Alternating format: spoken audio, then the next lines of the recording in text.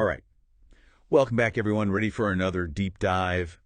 Today, we're going to be looking into something Yeah. that might sound, I don't know, kind of dry at first, but I swear it's actually super interesting.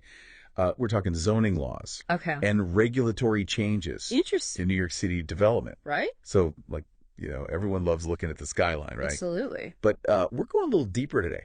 I like it. We're going to figure out what actually shapes those buildings in those neighborhoods. Like, how do they get to be the way they are? Yeah. And you know what's really fascinating is that New York City isn't just any city when it comes to this stuff. Like, it's density. Oh, yeah. And just the sheer history of development there. It makes the zoning regulations there just, I don't know, it's a whole other beast, but also a super interesting puzzle. Yeah, it's a total puzzle. Yeah. We're talking about a city where, like, literally every square inch is valuable, right? Oh, yeah. And the rules about how you can use that space, like what you can build there, how high you can go, it's a huge deal. Yeah. Huge implications for sure. I mean, the zoning dictates not just the height, Right. but what you can actually build there, how many people can live in a certain area. Right. Even things like, where the shadows fall from the buildings. Wow. And how much light actually reaches the street.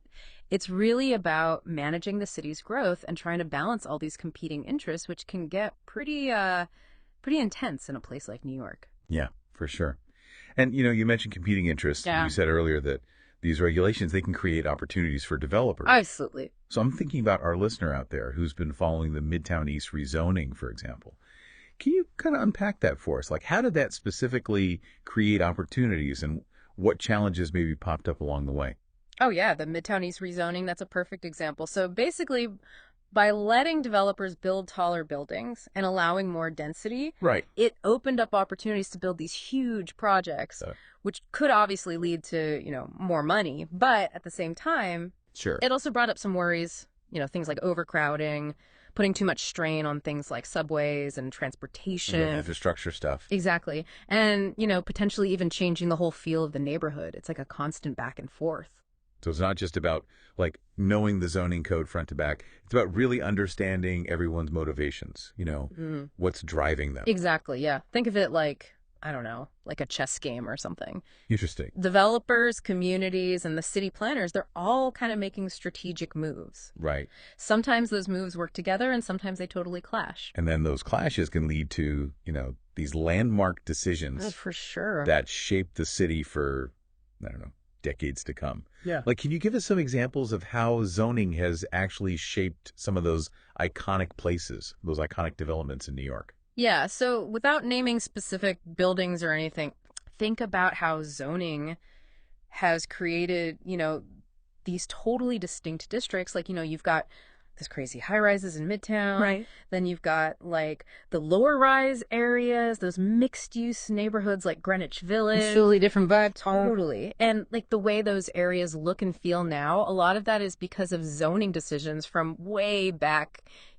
decades ago. So we're walking around today looking at all this stuff, and it's like, wow, this is the result of It's a long history. a really long and complicated process. Absolutely. And it's still going on, Like, one area that's seen a ton of action lately is Gowanus. Gowanus, yeah. Yeah, so they're changing the allowed floor area ratio there, you know what I mean? Like the FAR. Okay.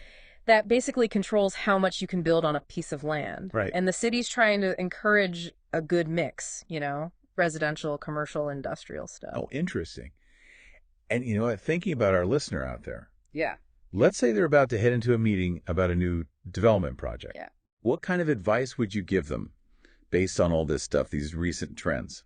I would say pay really close attention to how the zoning is changing in the specific area. Specific. You got to really understand what the city's trying to do, what the community's worried about, and then get creative, How can your project work within all of that? It's not just about cramming as much building onto the lot as you can. Oh, yeah. It's about designing something that actually works for everyone. It sounds like zoning is about way more than just like the rules and the regulations. It totally is. It's about shaping the future of the city, right? And balancing all these different ideas of what that future should be.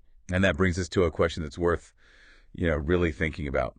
So as New York keeps changing, Yeah. what should the role of zoning be in making sure that the city stays vibrant, livable, and sustainable? It's not an easy question. No, it's a tough one. And it's a question that everyone's got to be a part of answering, developers, residents, everybody. The future of New York City kind of depends on it. I like that.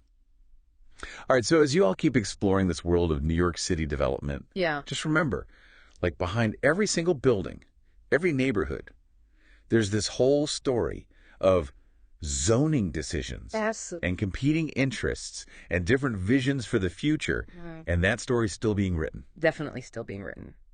All right, that's it for our deep dive today. Thanks for tuning in. Thanks for having me. Catch you next time. See ya.